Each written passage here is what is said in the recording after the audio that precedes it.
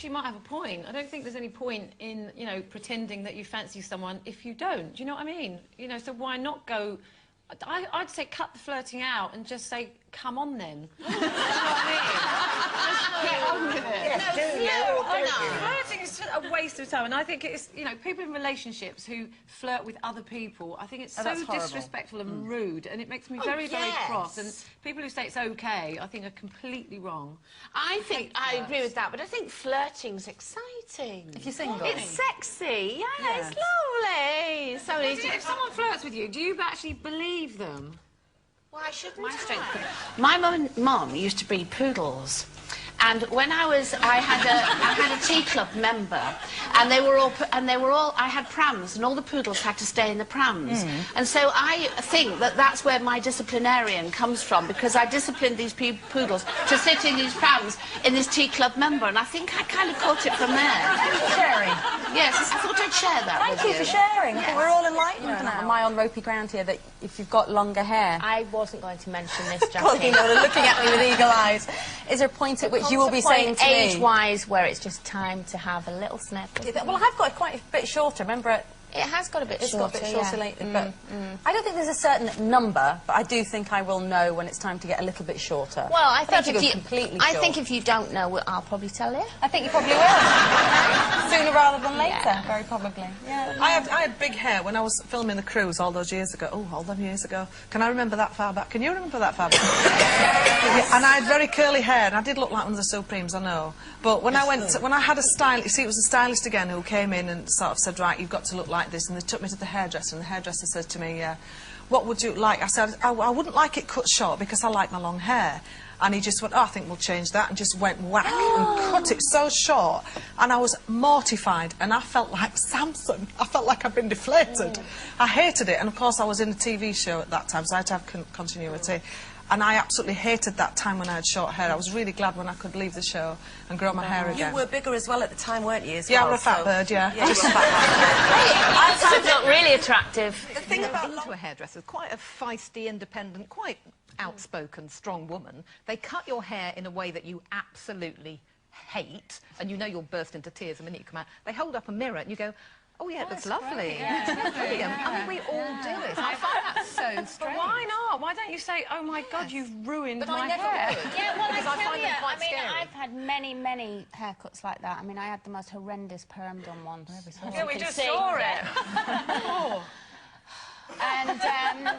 And, you know, and I did go out and cry, and it was raining, and they said, do you want to borrow an umbrella? I said, no, I'll be fine, because I wanted to go out and get really wet. But you don't, I didn't say, oh, it's awful, because you just think, well, they've ruined it. What are they... I don't want them to try and fix it. The driver who was taking me home, he decided to get into a race with a white van, and we were going down this sort of bypass down towards my house, 95 miles an hour, and I was sitting in the back. And you know, you do that girl thing of going... I was like, oh, and he'd cut him up for the one, and it just kind of burst out of me before I just said, will you please stop doing that? I've got my mother, I've got to get home. And he looked at me in the rearview mirror and then went at 30 miles an hour the rest of the way home, and I was nearly crying by the time we got back. It was awful. I've had one of those. I was in a taxi the other day, and he was driving along, texting, and he was on, you know, on the lane that goes fast. What's that called? The fast lane. That's the one. Hey, I'm there. You don't have to clap. I can't see the point in spending a lot of money on toilet paper. Because you don't bother. Well, I do bother. But you can get 4 rolls for 40p in my local shop. And but what, just think what you do with it. If you just throw it down the toilet, what's the point of spending £2 I like on to the be toilet? kind to myself in that department. The thing that gets me is that, like you were saying, that there was a shampoo that had lemons in it. A lot of these sort of penny-pinching ideas are actually quite expensive. I mean, lemons are quite expensive. But that's not penny-pinching. Say, use fresh lemons instead of a cheap shampoo. I can't understand that. Which costs 50p. I read one. This is one that might interest you, actually, Carol. One with your penny-pinching and yet fashionable ways. Yeah. I read, this is serious, in a woman's magazine only the other week, that you can make a cleaning tabard for when you're doing your household chores. Don't go and buy one. Sew 2 old towels together. Oh, I love a deep voice. Especially with an accent. Oh, I do like that. But no, I like the deepness. Although I am surrounded mainly by men with very high voices, but that's a different story. What kind of accent? Do you mean a foreign accent or a regional accent around Britain? Any accent. I quite like an accent. I like a guttural sound, but I like it very deep. Okay. So does Barry White.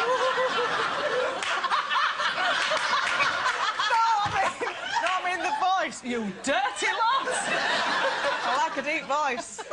You have never saved a bat. I save you every week, love. Yes. I've never saved a bat. No, now listen. There was one down my toilet the other day. No, there was. And it was... Are you sure it is? But not snogging.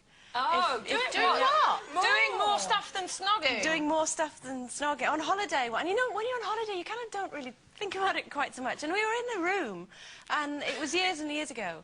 And we were up on a, you know, on the first floor. It wasn't like we were on the ground floor or anything. And the balcony doors are sort of open. And, you know, you're on holiday, and one thing led to another, and it was in the afternoon. Mum and Dad walk out the room now.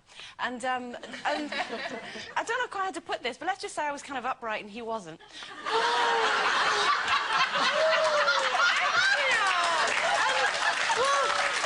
And then I got this Lucky girl. Yeah, his name was Steve Jones. No. And I got this feeling I was being watched. It was just this kind of... And I went... And there was this man who was walking by, and he went like this as well. And because I was on holiday, I just thought, so... Before we start, we've got a little present in for you, Coleen. Oh. Yeah, you've lost all this weight. You've got this fabulous new figure. Thank you. Well, there is somewhere that you're still rather big. Yes. This is